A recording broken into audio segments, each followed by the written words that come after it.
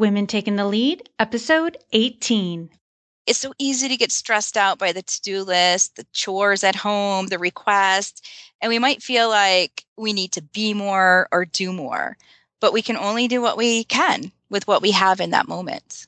Hello, my name is Jody Flynn, and welcome to Women Taking the Lead, where we are all about creating blasts of inspiration to help you overcome self-doubt so you can lead with confidence, integrity, and a sense of humor. Your future awaits, so let's get started.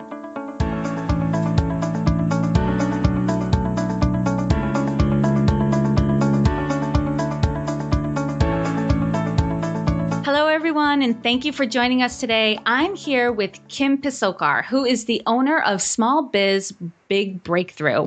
And Kim is passionate about helping business leaders take back control of their time, energy, and to-do list. Amen. So they can have more fun, flexibility, and profitability. She's a contributing author in the Amazon #1 best-selling book, Women Living Consciously, and is a regular contributor to the Huffington Post. Okay, Kim, that's just a teaser for everyone. So tell us more about you and where you came from. Thank you, Jody. I'm excited to be here today. So just a little bit about me. I am the owner of Small Biz Big Breakthrough, which is a business coaching and consulting company. And we work with a variety of different types of clients, all the way from solopreneurs to billion-dollar companies, and help them have more fun, flexibility, and financial success. I'm living here in New Jersey. I've been happily married for 14 years. I have one daughter. Her name is Kieran, and she's my miracle child. And I'm going to talk a little bit about more about that as we go on in our conversation. Before I had my company, I used to work in sales, and I also have been I call myself a former corporate refugee. I spent quite a few years in corporate America and working in human resources, and had a lot of interesting experience. I started working in corporate America when I was really young. I went right out of graduate school and found myself rising very fast, which was awesome, but also interesting because at one point I was the youngest director in my function, and a lot of people who worked for me were younger than me. So it was an interesting experience to navigate an organization like that. And to make it even more exciting, I worked with a lot of functions like technology and engineering. So I worked with a lot of men in the organizations that had similar backgrounds. And I find that I actually have that happening in my business today. I attract, men who are more technical and stuff, and, they call me the yin to their yang. So while I had this really fun corporate experience and starting my own company, what I do want to share is that, I grew up in a very, very small town outside Syracuse, New York. Like, my town had one stoplight. That's how small it was. And I'm the oldest of four girls. My mom was a stay-at-home mom. That's kind of how it was then, right? My dad was a teacher.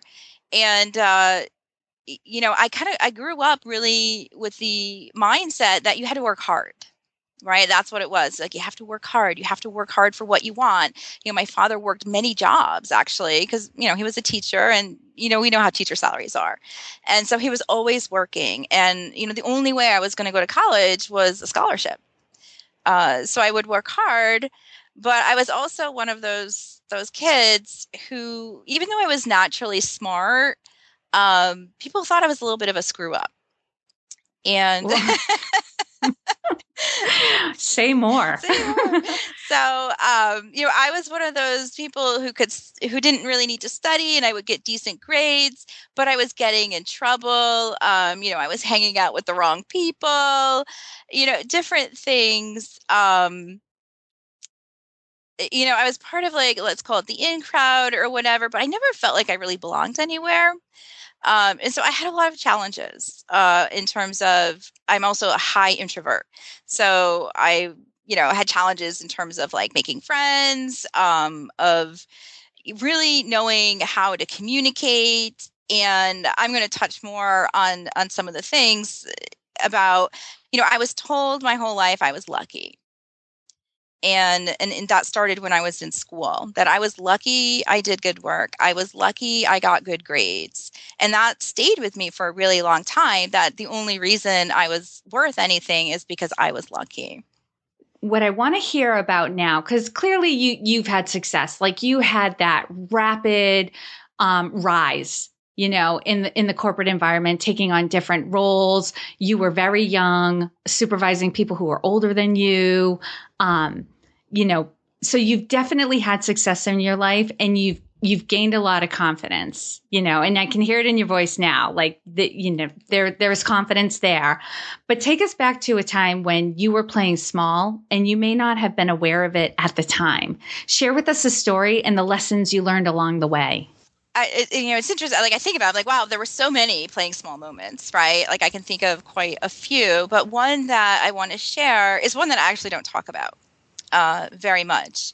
And when I was in corporate, my company was relocating, and I decided I was not going to go, and that I was going to stay in New Jersey, and I was going to have a baby, and my life was going to be so awesome.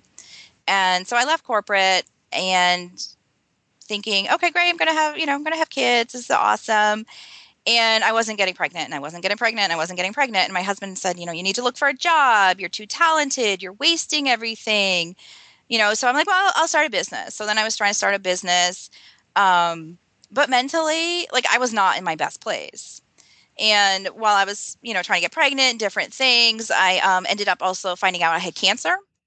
Oh, And wow. then, going through that process. And I was, in here again, right? Like here again, people told me I was lucky because I had thyroid cancer, right? And people would tell me like, you're lucky it's only thyroid cancer. Right. Because it could have been breast cancer, like it could have been worse. Right. So I was like, wow, I would not even tell people like I had cancer because I'm like, well, it's so insignificant compared to what other people go through. Like it's not real Right. Like it's not real cancer. cancer. It was only thyroid cancer, so it was like Oh, that whole yes. thing around being lucky just like always played out in my life. And my husband be like, I went through that, and then there was going to be a delay before I would be able to, try to get pregnant and stuff. And literally, I was like, I don't even recognize myself when I think back, because I would sit there and my husband would be like, Kim, there's these jobs, you're more than qualified. And I would say things like, I can't even get pregnant. Who's going to hire me? Or, we had a side business, and, it was around sales. And he's like, why don't you go out and do this? And I'm like, I can't even get pregnant. How am I going to sell anything? Which was so irrational. Like looking at it now, it's like, who was that? But my mental space was just in this place that I was only valuable or worth anything if this one thing could happen in my life. And I would hear, my mother-in-law, bless her, like, oh, your younger sister's pregnant and different things. And I would just feel so insignificant and so small and so much like I didn't matter. And, I finally realized that I was letting myself have value in my life only in one little area. And we're holistic, right? Like not having something in that one part didn't mean I was worthless, right? Like just because I couldn't get pregnant doesn't mean nobody was going to hire me. But in my head, that's what I made it mean. And, some of the things I learned from that is, is being able to control what you can. And when I finally got to that place, and I did seek out help to be able to overcome the challenges and realize that, I can only control what I can control, right? I can't control my body. And as women, I think we want to be able to control things like that. And, I can only control like my thoughts and my emotions and my actions. And so that's what I started focusing on, is taking control of the things that I could control. Mm-hmm. And this was, this plays out when I was thinking about like my bigger story that I wrote about in Women Living Consciously is, I put such a label on myself, right? I had this label of, infertile, not able to get pregnant, and made that like my whole life, when, labels are just part of who we are, but they're not who we are. And that was what really came out of that experience for me. While it was not fun and I don't enjoy it, looking back on it, I grew tremendously from that experience. And that really shaped like who I am today, in realizing my value is so much more than one thing. Oh, Kim, that was really powerful. I could say so much about that, but I really loved that last piece that you were talking about, that you can't allow the label to define who you are as a person. Like to some extent, yes, it defines you, it describes you, but you can't attach your identity to that label. That's just how other people associate you. And if you fall into that trap, you will live within that label. Yeah. And I love how vulnerable you got with that story, because you are not the only woman I know who, because of struggles in different areas of their life, and in this case, infertility, and I know several women who, have experienced infertility and have dealt with it in different ways. But the despair that they felt, and like you described it, the irrational thinking, like your entire worth was wrapped up in your ability to have a child, it consumes your life. And I've seen it happen to so many women. So as you were telling the story, of course, my chest is clenching and my eyes are starting to, water up. So thank you for sharing that, because I know there's a lot of people who are going to listen to this who are going to go, yep, that's exactly how I felt. That was me at one time. So congratulations for overcoming that and for getting the help that you needed to work through that. That's amazing.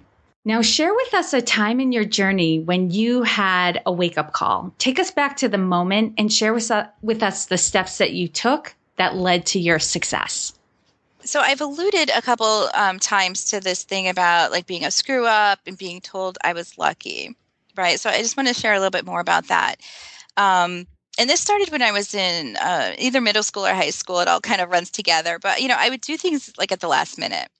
And I kept being told, like, oh, you're lucky you do such good work, right? I remember my teacher going, Miss Keefe, you are lucky that diamonds are made under pressure, right? That became my mantra for most of my adult life. When I would wait to the last minute for things, I'd be like, yeah, that's because diamonds are made under pressure. Right. But at the end of the day, so is coal, right? So, yeah. Right. So, but that was my thing. And so from a very early age, I was lucky. And that carried through my corporate career because I still had the same patterns, right? I would wait to do things to the last minute. And, my bosses would be like, oh my God, you are, I'd give them something like right before it had to be presented or a day before, not much of a gap. And they're like, you're lucky that you do such good work and I don't need to make any changes. So I kept saying, I'm lucky. And I was terrified that my luck was going to run out one day. Right. Because to me, like, well, I'm only talented because I'm lucky. I'm not, I'm not talented. I'm not smart. I'm not creative, but I'm lucky. So I get to do good work. And you have no control over luck. Exactly. So it always in the back of my mind was like, is today the day my luck runs out? Right. And, and I played with that story for a long time. Like things are going to work out. I'm lucky. And like my, but in the background of that, right? The thing running through my head is like, well, because you're a screw up, right? You're a screw up. You don't get stuff done on time. You're disorganized. You're a total screw up. Thank God you're lucky. And when I was 40, I had my daughter. She was a year old, and I started seeing a therapist. And one of the things that kept coming up in the conversations was this thing about I'm lucky. And the other story that kept playing in my life was you're not reaching your full potential. There's so much more and you're not reaching it. And I actually found out I had ADD. And for me, that was just like mind blowing because I was like, oh my God, I'm not really a screw up, right? I'm not really totally disorganized. My brain just works differently. And, I just remember finding that out and learning what that meant and just crying because I'm like, I'm not stupid. I'm not lazy. I'm not a screw up. I'm not just lucky. I just think differently than other people. And, now I joke about it, right? Because I work with a lot of entrepreneurs and we always joke about entrepreneurial ADD. And I'm like, you're lucky because I also have real ADD. So think about what I have to control with my to-do list, right? And, I remind myself daily that I am talented and I'm creative and I'm successful. And I actually, just to kind of keep myself on the right track, I started writing an evidence log. My evidence is called Evidence I'm Awesome and on the Right Path, to remind myself that I am doing things and who I'm being and what I'm doing have nothing to do with that person who was lucky. And I've learned how to control it, which has been great. And I've learned all the benefits. I'm like, wow, benefit of having ADD is I get to be creative and do things differently. It kind of feeds back to that whole thing around labels, right? Because there again, I had been labeling myself as lucky. And then when I got this diagnosis of ADD, I'm like, oh my God, there's one more label, right? I can't be organized because I have ADD. I can't get my stuff done because I have ADD. Realizing there again, like, wait a minute, again, that's just a label. So I'm really cognizant of the whole thing around labeling people. And that's my bigger purpose and mission, is to help people release the labels of what they think they are or aren't, whether they're self-imposed or given by others, so they can let their authentic selves out. And I'm constantly watching, am I labeling me? Am I putting a label on my daughter? Am I putting labels on my clients? Like, watching where that's playing out so that I can keep it out and keep it at bay. So it's interesting. So this diagnosis of ADD, I'm sure there were certain things, structures that you had to put in place to support you with this diagnosis. Not just the diagnosis, but that now you know how your brain works, what supports you to be successful. But it also made you more mindful of, here's another label, and how am I going to deal with this? Yeah, exactly. And that was the bigger thing that came out of it. It wasn't just like, oh, okay, I need to take medication. Okay, I need to time block and have certain to-do lists and structures. It was like, I really want to be mindful of how I'm interacting with other people and the labels that we give them. Like, just because somebody has a diagnosis, it doesn't mean automatically that they are then XYZ. And I think that happens very commonly, where we're trying to make sense of the world and we're trying to make sense of people. And there's a lot of information coming at us all the time. And naturally, the way our brains work is we try to make things simple. So we put people in boxes, we put labels on them, but then we lose the person and the ability to connect, because what we're connecting with is the label, but that's not who they are. That's so true, Jody. I mean, I, for the longest time when I started my business, I would not share that story. And, because I was like, I really was afraid initially that if people knew that, they wouldn't hire me. They'd be like, oh my God, she can't even probably control her own life. How is she going to help me? So for me, it was really key to recognize that, that's just a part of me. It's not who I am. And I actually now let people know about it, because I'm like, you know what, this is just part of me. And actually it makes me more interesting and more fun to work with.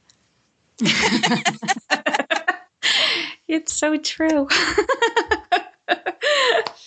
Awesome. And the other thing, Kim, too, that's a great segue to the next thing I wanted to ask you, because I'm constantly telling people, look, there's no one way to lead. Like, right, there are all these training courses and workshops you can take on leadership, but what you really need to do is go into them with an open mind, because there isn't any one way to lead. There are many leaders out there who all do things differently, and they're all successful because the way they lead is true to who they are. We're all different and we're going to lead differently. So how would you describe your leadership style? So I think what you were saying is right on, and it's about being authentic. And I really feel like, when I was in corporate America, I was a different person. Like, I really wish now I could kind of go back, because I think I would be different, because I was really trying to fit, this is who you're supposed to be.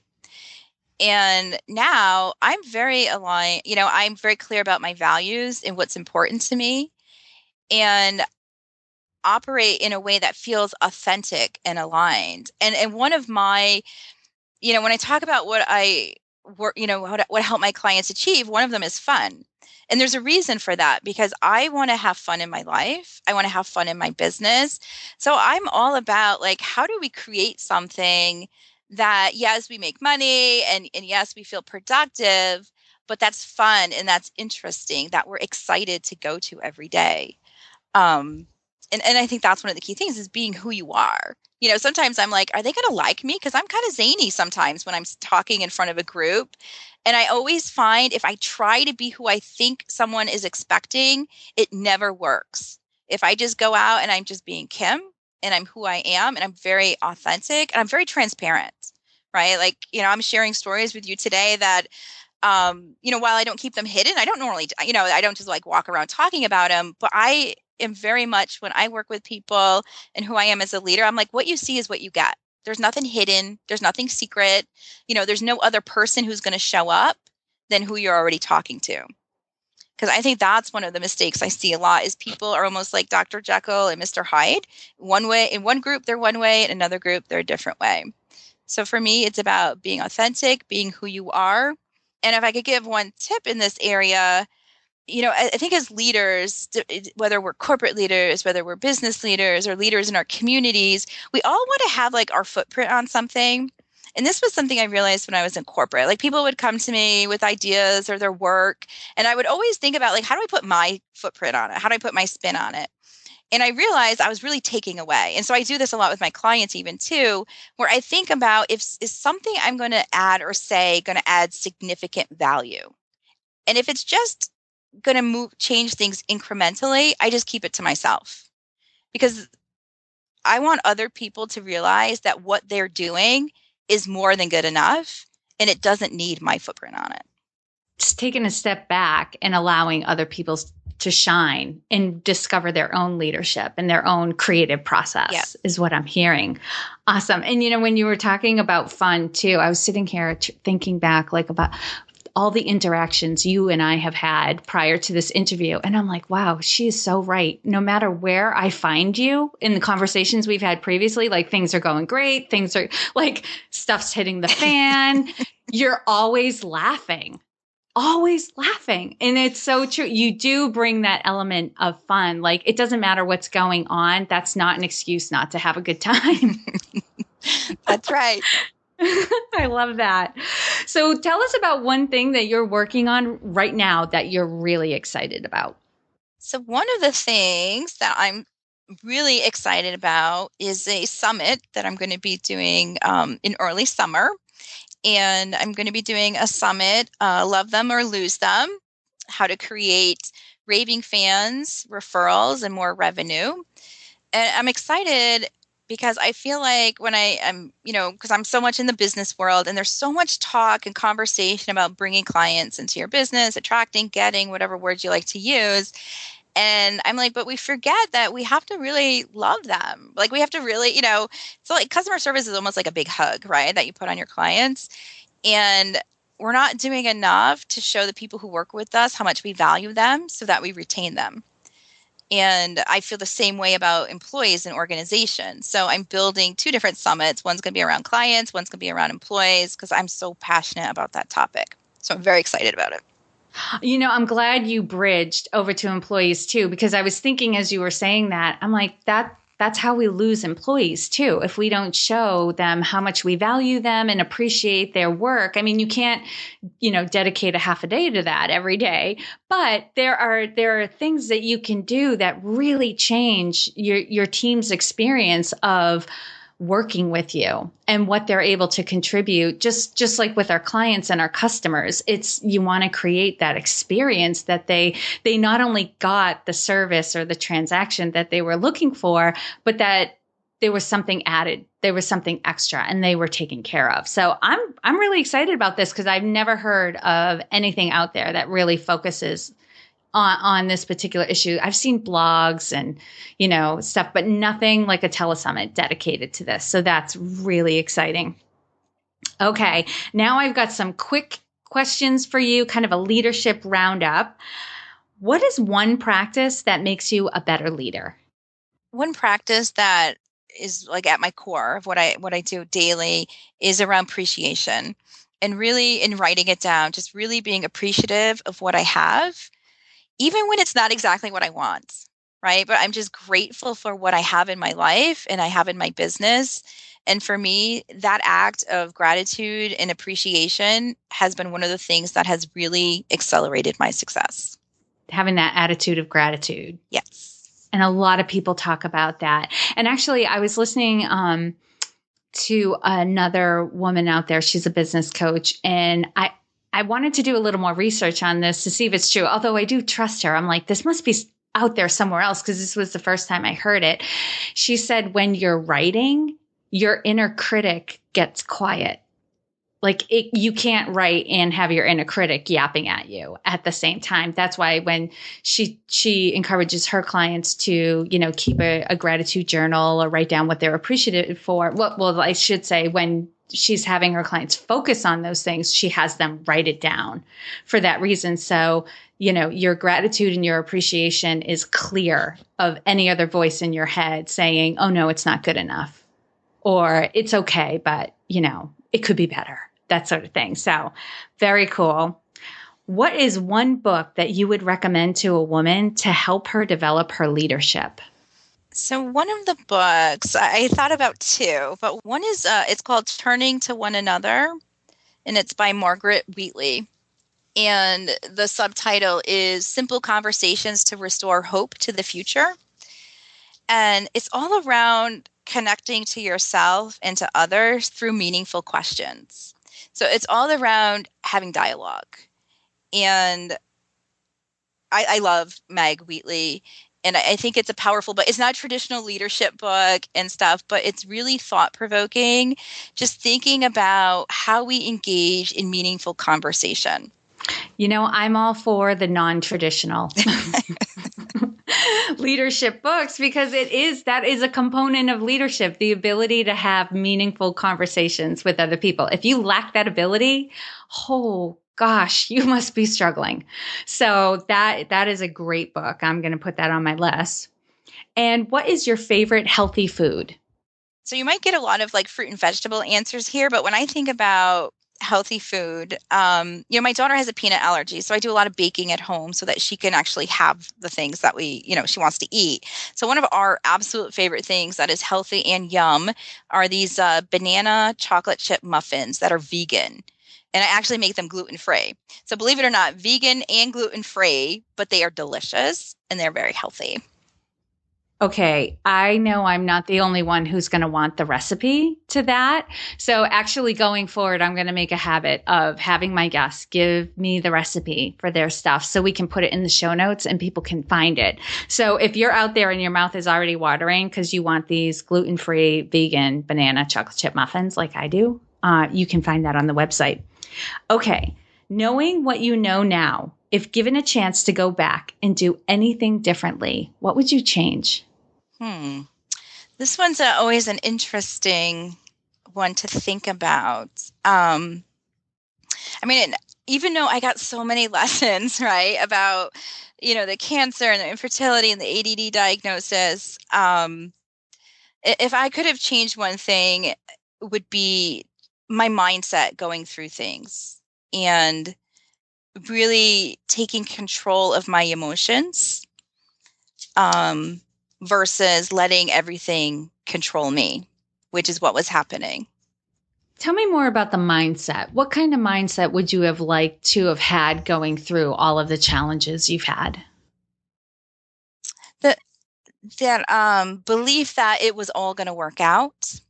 And knowing, like, I would have loved, if I had a crystal ball, even if I was going through it, I would have liked to known at the time that I was going to survive. Right. Because part of time, like when I was going through it, I was in so much pain. And it was just one of those, like, is it ever going to stop? And it's one of those things you can't change. But I think, belief in myself would probably be what it really comes down to, like belief that I was strong enough to get through everything. I love that. Because you're right. We don't have control over what's happening around us and what's impacting us. We can only control who we're being in the midst of it all. And just having a belief in yourself that even though it's really painful and it's really hard right now and you're struggling, like you're strong enough to get through it, completely changes the experience that you're having. That is so great. Oh, Kim, this has been so much fun. But before we say goodbye to you, share with us a success quote or a mantra and why it has meaning for you today. Okay. So the one I want to share, it's actually by Teddy Roosevelt. And I have a magnet right here by my computer with it on it. It's do what you can, where you are, with what you have. And it's meaningful to me because it's a reminder that we can only do what we can do. Right. It's so easy to get stressed out by the to-do list, the chores at home, the requests, and we might feel like we need to be more or do more. but we can only do what we can with what we have in that moment. And this has been a theme throughout the entire interview is, let go of trying to control the things that you can't control, but like own and take responsibility and do something with the things that you can control.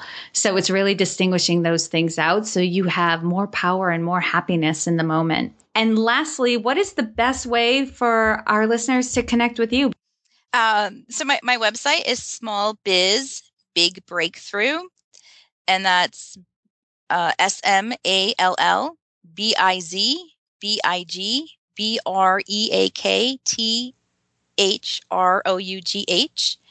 And if people are interested, they can go to smallbizbigbreakthrough.com /know your worth. I have a gift there. One of the things I identified, especially working with women, whether you're in corporate or having a business, is the whole thing around really valuing and understanding our worth and our value and what we bring to the table. So I have a gift there that helps women identify their intrinsic worth as well as the results they help people get, so they can feel really confident when they're having conversations about promotions, raises, sales, etc. Oh my gosh, that's exciting. So Kim, thank you so much for taking the time to inspire and enlighten us. We're all better for having met you. Thank you, Jody. I've been an honor to be here today to talk to you and your listeners, and I appreciate the opportunity. You can find all the resources mentioned in this episode at womentakingthelead.com, or if you love efficiency like I do, you can use the short link, which is womentl.com, and you'll find Kim in the podcast tab. And if you have a few moments and you're not driving, if you could head over to iTunes and leave a rating and review for Women Taking the Lead, I would greatly appreciate it. It gives me insight into what you like and what you would like to see more of in the show, and it also enables others to find the show more easily. Thank you all for joining me on Women Taking the Lead. And to strengthen you on your own leadership journey, I'd like to send you off with a quote from Marianne Williamson, so here goes.